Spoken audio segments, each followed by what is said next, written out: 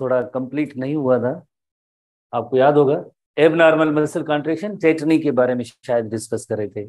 तो टेटनी की डेफिनेशन तो पढ़ी थी, पर उसके अंदर थोड़ी सी एक रीजनिंग हम करेंगे। रीजनिंग ये है कि जैसे आपको पता है कि टेटनी का जो मेन रीजन है या मेन काज है वो है low level of calcium in the blood है। Low level of calcium in the blood, ऐसी कंडीशन को कहते हैं हाइपोकैल्सीमिया। हाइपो लफ्ज की मीनिंग ये होती है जैसे लो होता है, कैल्सीमिया रेफर्स टू कैल्शियम। ऐसी कंडीशन बॉडी के अंदर जब कैल्शियम लेवल लो हो जाए तो उस कंडीशन को हम कहते हैं हाइपोकैल्सीमिया। इस तरह से जो टर्म होते हैं मेडिकल साइंसेस में, बायोलॉजिकल साइंसेस में बहुत ही ज्यादा इस्तेमाल होते हैं। कोशिश करें कि आप इनको जो ब्रेक करें और फौरन उसका मतलब आपको समझ में आ जाए। तरीका बहुत ही आसान पड़ा है। जैसे हाइपो लफ्ज की मीनिंग जैसे लो होता है, और दूसरा टर्म यकीनन थोड़ा बहुत वो खुद बताएगा आपको कि ये क्या है। जैसे हाइपो कैल्सीमिया यानी लो level of calcium in the blood क्यों होती है। जैसे एक रीजन तो कहीं भी है, नंबर 1 उसके अंदर एक ऐसा भी है हाइपो पैराथायरॉयडिज्म। हाइपो की मीनिंग होती है जैसे लो, पैराथायरॉयड ग्लैंड की सीक्रीशन। चैप्टर 3 आप एसटीबी को देखें, उसके अंदर एक एंडोक्राइन ग्लैंड है that is called the parathyroid gland. Parathyroid gland की जो सीक्रीशन होती है उससे हम कहते हैं हार्मोन को हम कहते हैं पीटीएच, पैराथार्मोन। शॉर्ट फॉर्म याद करना जरूरी होते हैं। जैसे आपने एक प्रीवियस टेस्ट दी थी उसके अंदर जैसे AER आ रहा था या IVD आ रहा था, ठीक है। इस तरह से ये बुक के ही वर्ड्स हैं, एसटीबी बुक की वर्ड है। AER is agranulated endoplasmic reticulum. First year में टॉपिक जो मौजूद है चैप्टर 4 के अंदर एंडोप्लाज्मिक रेटिकुलम, उसके अंदर आप जैसे ये टर्म नोट कर सकते हैं। सिंपली कहने की बात ये है कि आप जितने भी जैसे शॉर्ट फॉर्म्स आएंगे, खास तौर पे हार्मोन चैप्टर के अंदर आपने पढ़ा होगा, उसके अंदर बहुत ज्यादा है। पर एनीवे पीटीएच हार्मोन कौन सा है? ऐसा हार्मोन जो पैराथायरॉयड ग्लैंड प्रोड्यूस करता है, उस हार्मोन का नेम होता है पीटीएच। अगर इसकी लो सिक्रीशन होगी तो क्या होगा, हाइपो सिक्रीशन होगी तो क्या होगा। यू नो वेरी वेल कि पीटीएच का काम होता है कैल्शियम लेवल, ब्लड की कैल्शियम लेवल उसको रेज करना, थोड़ा सा उसको इंक्रीज करना। कैसे इंक्रीज करते हैं?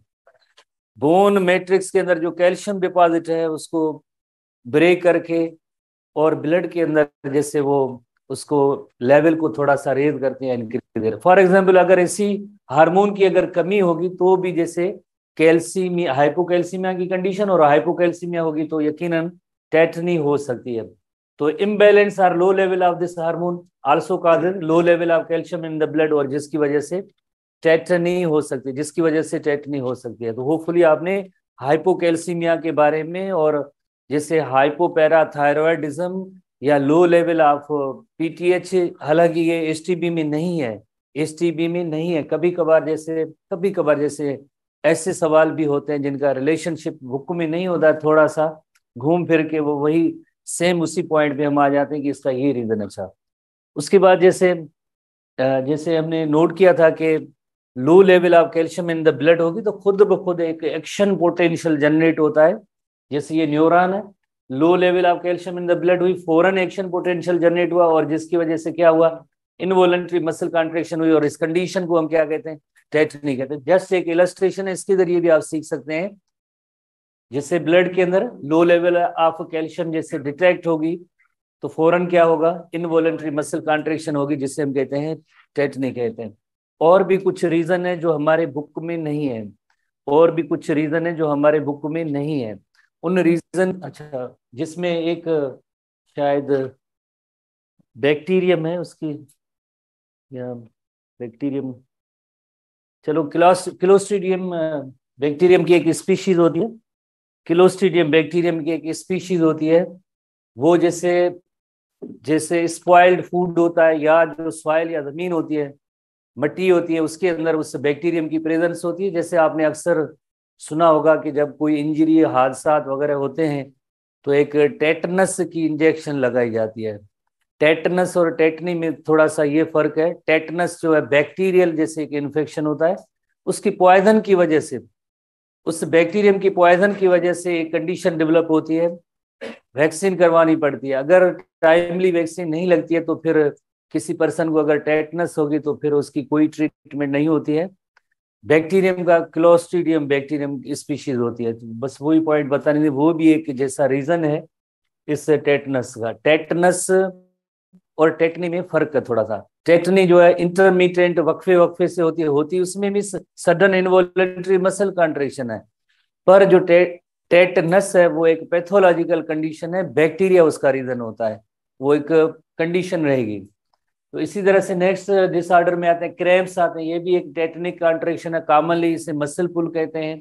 खास तौर पे जैसे लिम्ब की मसल्स होती है उनके अंदर ये एबनॉर्मल मसल कॉन्ट्रेक्शन होती है।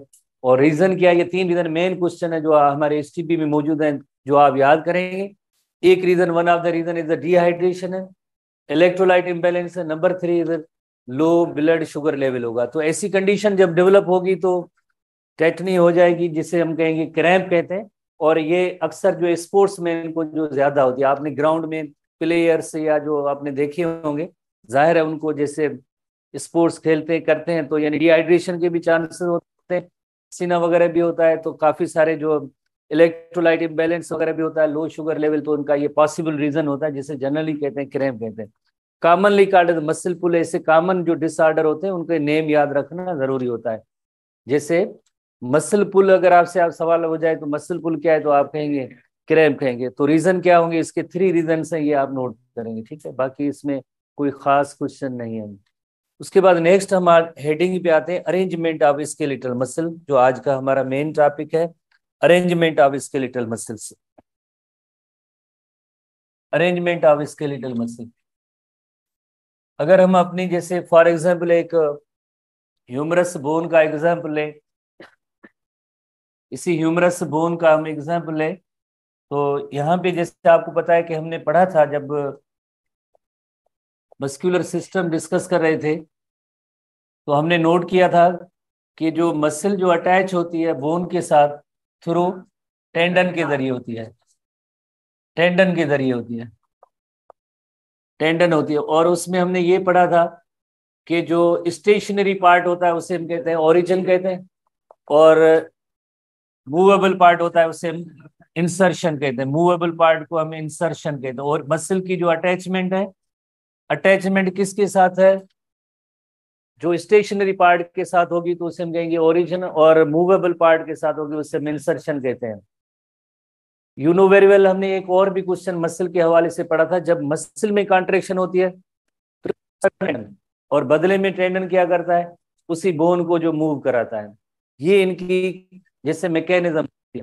पर आपने ये भी एक लफ्ज पढ़ा था कि मसल्स है ओनली पावर, पुलिंग फोर्स है, पुशिंग नहीं है। जैसे अगर मसल, ये मसल अगर कॉन्ट्रैक्ट होगी तो जस्ट उसका एक ही पावर, जैसे उसको पुल करना, तो जैसे टेंडन को, और टेंडन देन ये बोन की इस पार्ट को पुल कर सकती है। तो यानी इस मसल का इतना ही काम है। अगर फॉर एग्जांपल हम अज्यूम करें कि हमारे पास ओनली वन टाइप की मसल हो, एक ही टाइप की मसल हो, तो उसका काम भी एक ही किस्म का हुआ ना, तो पुल पुश नहीं, तो इसने तो पुल कर दिया, क्या हमेशा के लिए यहीं पे रहेगी फॉर एग्जांपल, क्योंकि बिकॉज अगर हम कहें ना कि यही मसल, हम अज्यूम करेंगे यही मसल इसको धक्का दे, नहीं, उसके लिए क्या होता है, एक मसल का एक और ग्रुप होता है, because muscles have only one power, pulling force contract करते हैं, रिलैक्सेशन उसका काम नहीं होता। मोरओवर आपने ये भी एक पॉइंट पढ़ी है, muscle work by contracting, muscle का काम होता है जो कॉन्ट्रैक्शन जो मसल करेगी वही उसका वर्क होता है। कॉन्ट्रैक्ट होने के बाद जैसे चाहे वो बेंड करे या स्ट्रेट करे, बट मसल का वर्क ओनली पुलिंग फोर्स होता है, पुशिंग फोर्स नहीं होता है। तो अगर ये मसल इसको जैसे बेंड करे तो दूसरा मसल का ग्रुप होता है नेचर की तरफ से, जैसे इसके दूसरी साइड पे जैसे एक और मसल का ग्रुप होगा जो इसके अगेंस्ट वर्क करेगा।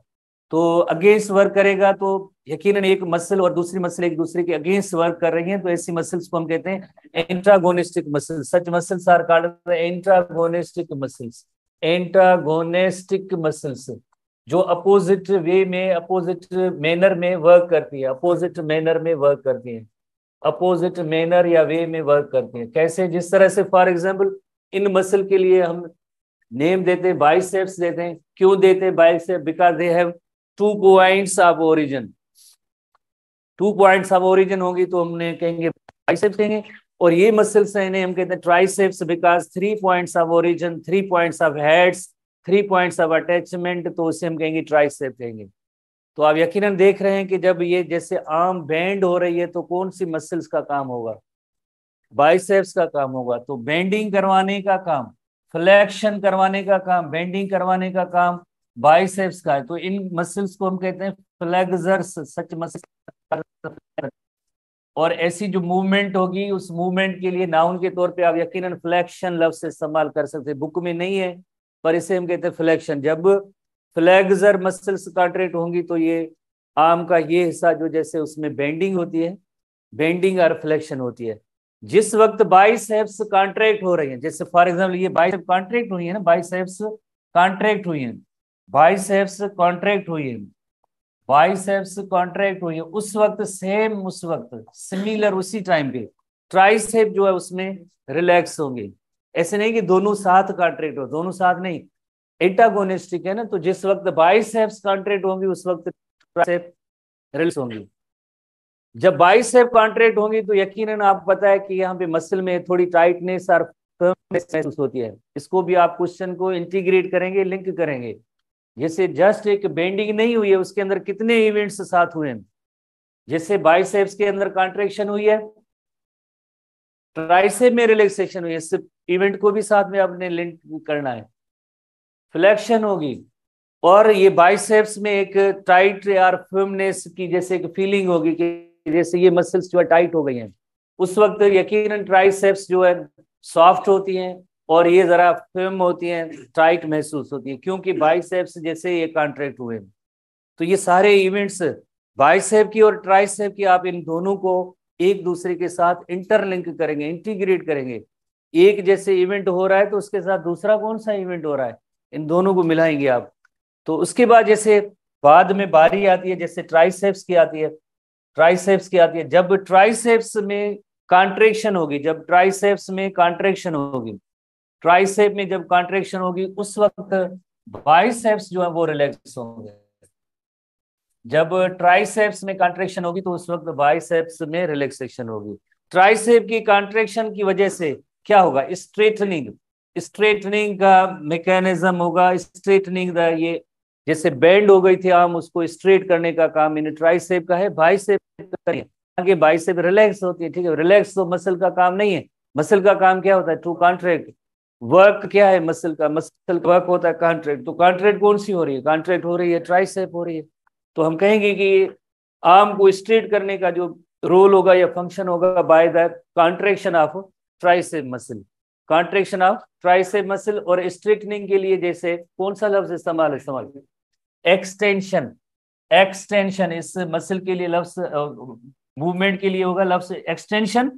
और so triceps are called extensor, triceps को एक्सटेंसर्स कहेंगे, ट्राइसेप्स मसल्स को एक्सटेंसर कहेंगे। और जो मूवमेंट हुई है उसे हम कहेंगे एक्सटेंशन। बाइसेप्स को हम फ्लेक्सर्स कहेंगे और मूवमेंट होती है उसे हम कहेंगे फ्लेक्शन।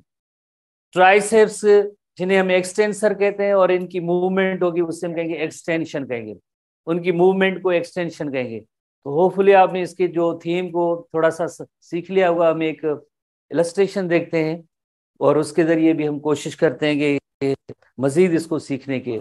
जैसे सबसे पहले एंटागोनिस्टिक मसल्स के हवाले से डिस्कशन है हमारे बुक के अंदर। Work in pair, skeletal muscle work in pairs with one working against the other. जैसे आपने देखा फ्लेक्सर जैसे कॉन्ट्रैक्ट हो रही है तो एक्सटेंसर रिलैक्स हो रही है, एक्सटेंसर जब कॉन्ट्रैक्ट होती है तो फ्लेक्सर रिलैक्स होती है। तो हम कहेंगे ये एक दूसरे के अगेंस्ट वर्क करते हैं। वन मसल पेयर, जैसे पेयर है ना, जैसे फ्लेक्सर एक्सटेंसर है, ये पेयर ऑफ मसल है। तो one muscle pair contracts to bend a joint, वो कौन सा होगा जो बेंड अ जॉइंट।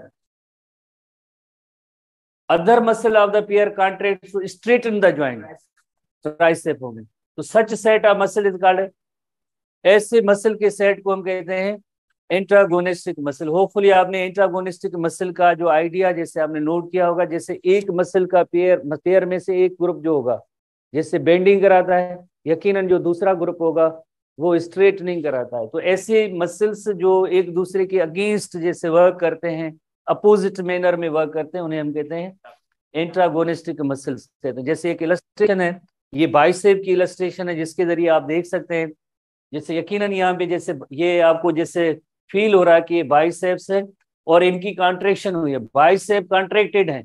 और सिमिलरली उसी वक्त आप जैसे देखेंगे ट्राइसेप जो है वो रिलैक्स है, ट्राइसेप्स जो है रिलैक्स है, बाइसेप्स जो है वो कॉन्ट्रैक्टेड है, बाइसेप्स कॉन्ट्रैक्टेड है, और सेम उसी वक्त ट्राइसेप रिलैक्स है, रिलैक्स आर एक्सटेंडेड है। थोड़े से अल्टरनेटिव टर्म्स हैं वो भी आप थोड़े से नोट करते जाएंगे, एक्सटेंडेड, एक्सटेंसर, एक्सटेंशन, तो वो सब किससे रिलेटेड होंगे, ट्राइसेप से, ठीक है ना। तो जैसे बाइसेप में कॉन्ट्रैक्शन हुई है तो देखिए मूवमेंट का डायरेक्शन, तो ये मूवमेंट का डायरेक्शन फ्लेक्शन है, बेंडिंग है, तो बेंड है ज्वाइंट।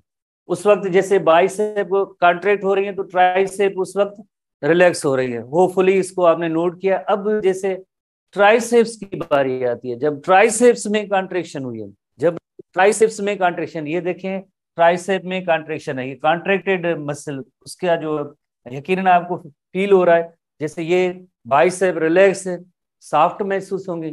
पहली तस्वीर और इसमें आप थोड़ा सा फर्क ही नोट करेंगे, जब ट्राइसेप कॉन्ट्रैक्ट होती है, ट्राइसेप कॉन्ट्रैक्टेड है तो बाइसेप रिलैक्स होंगे, और ये जो आर्म जो है स्ट्रेट हो जाती है, आर्म जो है स्ट्रेट हो जाती है। ये किसका काम होगा, यकीनन ये ट्राइसेप का होगा।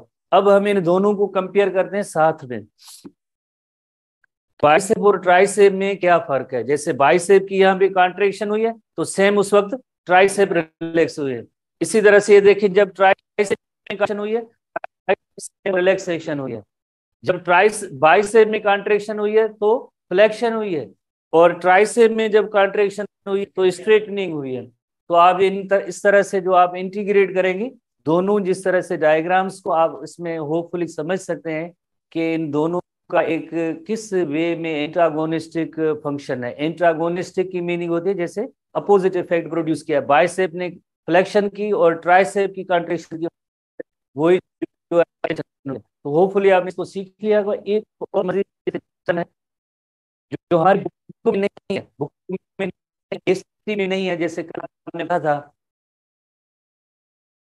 सही बताया, not in STB not in GT, share हो not in STB not in GT. अगर एसटीबी में नहीं है तो आपकी जीटी में वो सवाल नहीं आएगा, not in STB not in GT.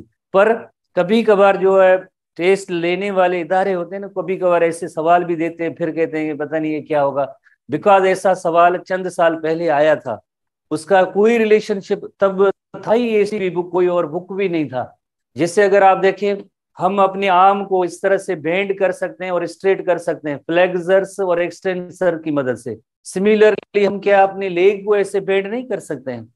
आप बेंड कर, जैसे अज्यूम करें फुटबॉल, जैसे ऑनलाइन के स्टूडेंट जैसे अज्यूम करें जैसे एक फुटबॉलर होता है, जैसे बॉल को किक लगाना चाहता है तो पहले स्टेज में क्या करेगा, यकीनन अपने नी की पोजीशन पे बेंडिंग कराएगा, जैसे बेंड करेगा और उसके बाद जैसे फौरन किक लगाएगा, किक लगाए तो वो स्ट्रेट हो जाएगी। तो ये बेंडिंग और स्ट्रेटनिंग नहीं है क्या, यकीनन ये भी बेंडिंग और स्ट्रेटनिंग है।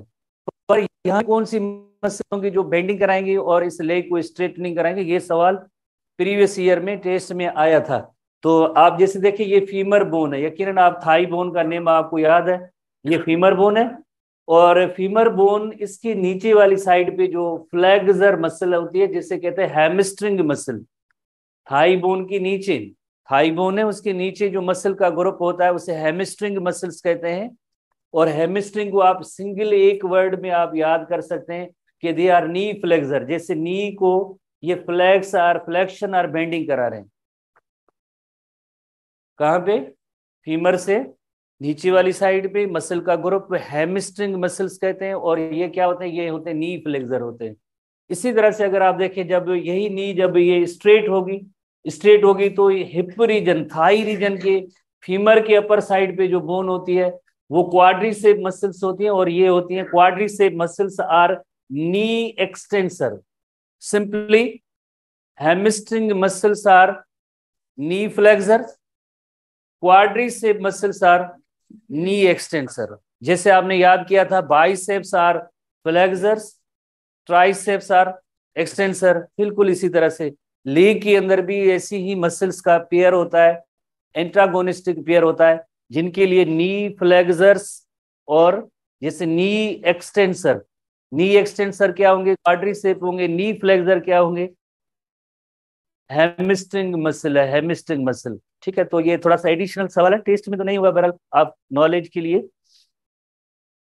एसटीबी की फर्दर पॉइंट्स एसटीबी बुक के हवाले से, ठीक है ना, जो बुक आपके पास मौजूद है, जैसे skeletal muscle work in opposite pair because they only have one power, contracting power, यानी दे कैन पुल, पुश नहीं कर सकते हैं। जैसे वन सेट जो है टेंडन को जैसे पुल करता है, और बदले में टेंडन क्या करता है, टेंडन जैसे आर्म को मूव करता है। Another set of muscle pull on tendon, वो भी मसल जैसे वर्क करती है, टेंडन को पुल करते हैं, बदले में टेंडन जो होता है वो आर्म की बोन को जैसे पुल करता है, पुश करता है, जो भी है मतलब पुल करता है यकीनन। तो फिर उसमें जो मूवमेंट होगी, एक डायरेक्शन होगा, तो कॉम्बिनेशन ऑफ वेरियस मसल्स, जैसे हमारे इस ज्वाइंट के अंदर वेरियस मसल्स के ग्रुप हैं, उनकी कलेक्टिव कॉम्बिनेशन से वेरियस डायरेक्शन में मूवमेंट हो सकती है। जैसे हम अपने आर्म को फॉरवर्ड डायरेक्शन में ले जा सकते हैं, बैकवर्ड डायरेक्शन में ले जा सकते हैं, हम अपने आर्म को जैसे इस तरह से मेन बॉडी से दूर भी ले जा सकते हैं, टुवर्ड्स द बॉडी भी ले आ सकते हैं, इवन हम अपने आर्म को गोल भी घुमा सकते हैं। वाई? बिकॉज यहाँ पे मसल के डिफरेंट एंटागोनिस्टिक पेयर्स मौजूद है, और वही जैसे इनकी कॉम्बिनेशन से वेरियस डायरेक्शन में मूवमेंट होती है। तो इसी तरह से जो बाइसेप और ट्राइसेप के बारे में अभी हमने पढ़ा था, क्या है बाइसेप और ट्राइसेप? बाइसेप एंड ट्राइसेप ये भी एक एंटागोनिस्टिक मसल है। जब बाइसेप कॉन्ट्रैक्ट होती है तो आपको पता है क्या होता है, आर्म बेंड तो किस जगह पे, एल्बो जॉइंट पे, और उसके बाद इस बाइसेप में क्या महसूस होता है, ये यकीनन यहाँ में फर्मनेस महसूस होती है और टाइटनेस महसूस होती है। तो क्या होता है उस वक्त, सेम उसी वक्त, जैसे आपको याद होगा हमने कहा कि इसको आपको इंटीग्रेट करना होता है उस दूसरे पेयर के साथ, सेम उसी वक्त पे ट्राइसेप रिलैक्स होती हैं और सॉफ्ट होती हैं। अब जैसे ट्राइसेप की बारी आएगी नेक्स्ट जो है। अच्छा, इसके अलावा एक और जो टर्म है, एसटीबी का नहीं है बट रिलेटेड, कभी कभार में भी जैसे मैं सोचता हूँ कि ऐसे सवाल टेस्ट वगैरह में भी आ सकते हैं। जैसे देखिए ये कौन सी जैसे डायरेक्शन है मूवमेंट की, फ्लेक्शन है, फ्लेक्शन में कौन सी मसल्स कॉन्ट्रैक्ट होती हैं, और उस वक्त ट्राइसेप रिलैक्स होती हैं। जो मसल रिलैक्स होती है उसे कहेंगे एंटागोनिस्ट, ऐसी मसल को कहेंगे एंटागोनिस्ट कहेंगे। जो मसल कॉन्ट्रैक्ट होती है उसे अगोनिस्ट कहेंगे, ऐसी मसल को अगोनिस्ट कहेंगे। जो मसल कॉन्ट्रैक्ट हो रही है वो उस मसल को कहेंगे अगोनिस्ट कहेंगे। जो मसल उसी वक्त सेम जो रिलैक्स होती है उसे एंटागोनिस्ट कहते हैं। अगोनिस्ट जो कॉन्ट्रैक्ट होगी, एंटागोनिस्ट जो उस वक्त सेम उस वक्त रिलैक्स होगी। अब जैसे देखिए स्ट्रेटनिंग का काम हुआ है, स्ट्रेटनिंग में कॉन्ट्रैक्शन किसकी होती है, ट्राइसेप। तो ट्राइसेप जो मसल कॉन्ट्रैक्ट हो रही है तो वो क्या होगी, अगोनिस्ट होगी। और सेम उस वक्त बाइसेप रिलैक्स होती है, रिलैक्सेशन के लिए कौन सा टर्म इस्तेमाल है, एंटागोनिस्ट। सिंपली आप लफ्ज याद करेंगे, जो पेयर ऑफ मसल के अंदर जैसे अगर कोई कॉन्ट्रैक्ट हो रहा है तो वो मसल अगोनिस्ट है, और सेम उस वक्त अगर वही मसल उसका जो दूसरा पेयर होगा वो रिलैक्स होगा, उसे एंटागोनिस्ट कहेंगे। ठीक है, एक अगोनिस्ट और दूसरा एंटागोनिस्ट। बुक में नहीं है और नहीं हमारी जीटी वगैरह में होगा, आएगा ये सवाल। उसके बाद जैसे ट्राइसेप की बारी आई है, ट्राइसेप बाइसेप की कॉन्ट्रैक्शन के बाद जैसे tricep muscle which muscle open straighten joint, open या स्ट्रेटन और ज्वाइंट कौन कराता है, जैसे अभी हमने पढ़ा ट्राइसेप करते हैं। और ट्राइसेप जैसे उनको हम क्या कहेंगे, एक्सटेंसर कहेंगे। ट्राइसेप को एक्सटेंसर कहेंगे, बाइसेप को हम कहेंगे फ्लेक्सर कहेंगे। ये एक्सटेंशन है और ये है फ्लेक्शन है। ये जैसे कॉन्ट्रैक्शन हो रही है तो यानी बाइसेप का काम है, और ये स्ट्रेटनिंग हो रही है ट्राइसेप का काम है। तो होपफुली आपने बाइसेप और ट्राइसेप को समझ लिया होगा। और उसके बाद जैसे शोल्डर ज्वाइंट की तरफ आते हैं, जैसे हमारा शोल्डर ज्वाइंट आपको याद है, आपने पढ़ा भी है, बॉल एंड साकी टाइप का ज्वाइंट है। और कैसे बनता है, एक गिलिनोइड कैविटी होती है स्केपुला की, और उसके अंदर ह्यूमरस बोन का हेड होता है जो 4 टाइप लार्जर होता है, उसके साथ जाके आके अटैच होता है। और एक बहुत ही एक एफिशिएंट टाइप का मूवमेंट के हवाले से एफिशिएंट टाइप का ज्वाइंट है, वेरियस डायरेक्शन में मूवमेंट होती है। Gleno humeral joint, such joint is called gleno humeral joint. Gleno लफ्ज किसको शो करता है, glenoid cavity, humeral humerus bone कौन सा पार्ट, उसका राउंड हेड कितना बड़ा होता है, 4 टाइम लार्जर देन कैविटी। ठीक है, और नेचुरली जैसे देखिए कैविटी की साइज छोटी है और हेड की जो साइज है वो बड़ी है। इसका एडवांटेज ये होगा कि एडवांटेज के वेरियस डायरेक्शन में जो मूवमेंट हो सके। अगर जैसे कैविटी बड़ी हो और हेड छोटा हो तो वो हेड कैविटी के अंदर जो है फंस जाता, इतने ज्यादा डायरेक्शन में मूवमेंट ना होती। तो नेचुरली ये एक एडवांटेज है या बेनिफिट है। अगर कैविटी जो छोटी होती है तो यकीनन उसकी जो मूवमेंट की डायरेक्शन जरा ज्यादा होते हैं। तो शोल्डर ज्वाइंट जो बॉल एंड सॉकेट टाइप का ज्वाइंट है, synovial joint with ball and socket joint. Synovial joint क्यों कहते हैं? Because synovial membrane, synovial cavity, synovial fluid होती है। ठीक है। ऐसे गिलीन जो कैसे बनाए ये ज्वाइंट, आर्टिकुलेशन और ज्वाइंट कैसे बनाए? गिलिनोइड कैविटी ऑफ द स्केपुला किसके साथ? Head of the femur bone.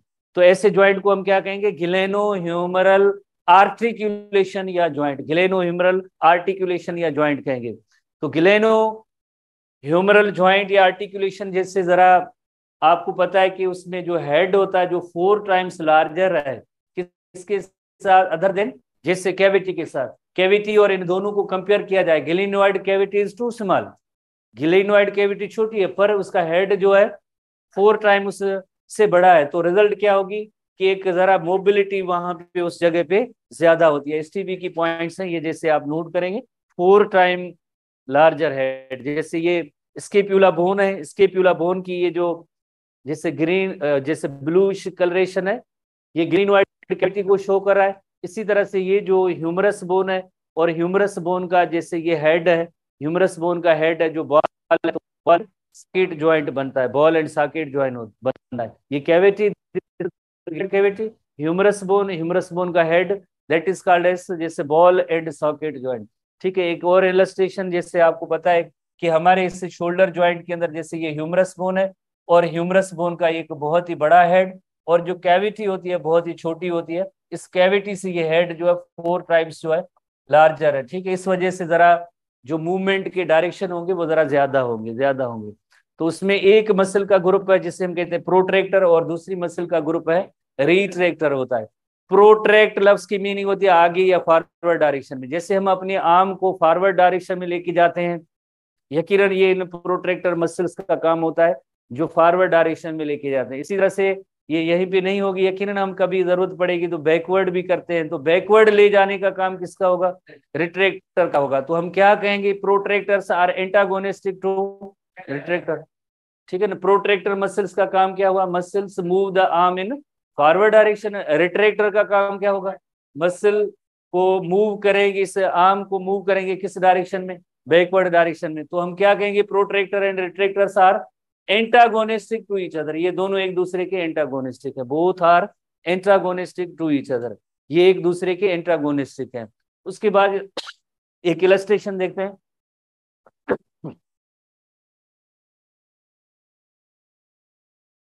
जैसे इलस्ट्रेशन वाले से अगर देखा जाए तो ये आर्म को जैसे फॉरवर्ड डायरेक्शन में लेके जा रहे हैं, फॉरवर्ड डायरेक्शन में। ठीक है ना। ये फॉरवर्ड डायरेक्शन में आगे लेके की तरफ जा रहे हैं, और इसी तरह से ये आर्म को देन वापस बैकवर्ड। थोड़ी यहाँ से आपको मे भी इलस्ट्रेशन ना समझ में, पीडीएफ के जरिए अगर आप देखेंगे, थोड़ा गौर करेंगे तो यकीनन ये इसी मैनर में है जैसे प्रोट्रैक्टर और देन ये रिट्रैक्टर है। Both are antagonistic to each other, both are antagonistic to each other. उसके बाद जैसे एक और मसल का ग्रुप है, और उसी मसल के ग्रुप को कहते हैं एबडक्टर और अडक्टर। दोनों एक दूसरे के एंटागोनिस्टिक हैं। Very simple. जैसे ये हमारी मेन बॉडी है, मेन बॉडी से अगर हम अपनी आर्म को जो अवे लेके जाते हैं तो एबडक्टर मसल का काम होगा, और इसी तरह से टुवार्ड्स द बॉडी आ रही है, वापस आ रही है, ये अडक्टर मसल है। एबडक्टर ए बी, एबडक्टर, और इसी तरह से वापस जो है वापस इस तरह टुवार्ड्स द बॉडी आते हैं, उससे हम कहते हैं अडक्टर मसल। और ऐसी मूवमेंट की डायरेक्शन को हम कहेंगे एबडक्शन एंड अडक्शन कहेंगे, एबडक्शन कहेंगे और अडक्शन कहेंगे। ठीक है ना। मूवमेंट का डायरेक्शन भी जैसे होगा, जैसे away from the body that is the abduction है, और वही यही जो है वापस टुवार्ड्स वापस बॉडी की तरफ आया तो अडक्शन है। अगेन जैसे देखिए ये मेन बॉडी से जैसे अवे जा रही है ये आर्म, तो ये एबडक्शन है, और वापस से यही आर्म जैसे टुवार्ड्स द बॉडी आएगी तो ये adduction, A double D, A B D, A double D. ठीक है। तो एबडक्शन और adduction both are antagonistic to each other. आखिरी कैटेगरी है that is the rotator muscles. अच्छा, रोटेटर मसल में जाने से पहले एक थोड़ा सा कुछ का फॉर्मेट सर सीखो, सवाल सीखूं या यूडनल सीखूं? भले जस्ट है, जस्ट है ना, मेहरबानी। डायग्राम के हवाले से कभी कभार जैसे सवाल आते हैं, इसमें कुछ भी नहीं लिखा हुआ है, आपसे सवाल पूछा जाएगा, जैसे इस एरो से आप कंक्लूड करेंगे ये क्या है, जैसे जैसे अभी तो एबडक्शन है, ये कौन सी लाइक मूवमेंट है, एबडक्शन है, एबडक्शन है। इसी तरह से अगर यही एरो जैसे वापस, तो ये अडक्शन है। इस तरह से जो पैटर्न आते हैं सवाल क्वेश्चन वगैरह डायग्राम से भी आ सकते हैं। तो ये वापस जब बॉडी की तरफ ये जब आर्म आई है तो ये अडक्शन है, और बॉडी से मेन बॉडी से अवे जाती है तो that is the abduction. Hopefully आपने इसको नोट कर लिया होगा कि इस तरह से डायग्राम के हवाले से भी सवाल जैसे आ सकते हैं। आखिरी कैटेगरी है मसल्स की, रोटेटर्स। रोटेट लफ्ज की मीनिंग ही जैसे सर्कुलर डायरेक्शन। जैसे फिजिक्स के अंदर आपने जैसे पढ़ा होगा कि यानी कोई भी चीज जैसे रिवॉल्व होती है on the part of the long axis, जैसे ये लॉन्ग यहाँ पे एक एक्सिस है, और इसी पे अगर हमारी आर्म जैसे रिवॉल्व होती है या गोल जैसे घूमती है तो यकीनन यहाँ पे एक ऐसा एक्सिस है जिसपे ये गोल घूम रही है। एक्सिस के हवाले से अगर देखें तो हमारा ज्वाइंट ग्लेनोह्यूमरल ज्वाइंट है, कैविटी है, और उसके ऊपर जैसे एक ह्यूमरस का हेड है, राउंड है, और इस वजह से यहाँ पे सर्कुलर डायरेक्शन में जैसे मूवमेंट्स हो सकती है तो उन्हें हम कहेंगे रोटेटर्स, रोटेटर मसल्स हैं। Rotate in all the direction in the even circular direction, this type of movement is called rotation. और ऐसी मसल्स के ग्रुप को हम कहेंगे रोटेटर मसल्स कहेंगे। Such muscles are called rotator muscles. थोड़ी सी एक दो और भी पॉइंट्स पे हम आएंगे, जैसे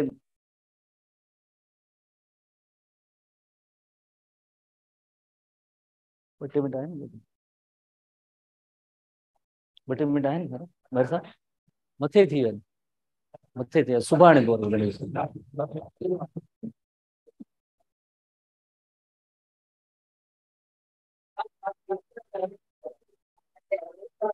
क्या दिए है?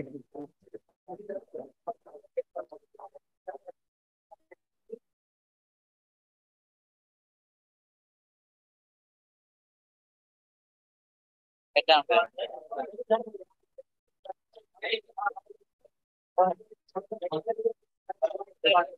होता है, होता है, होता है, होता है, होता है।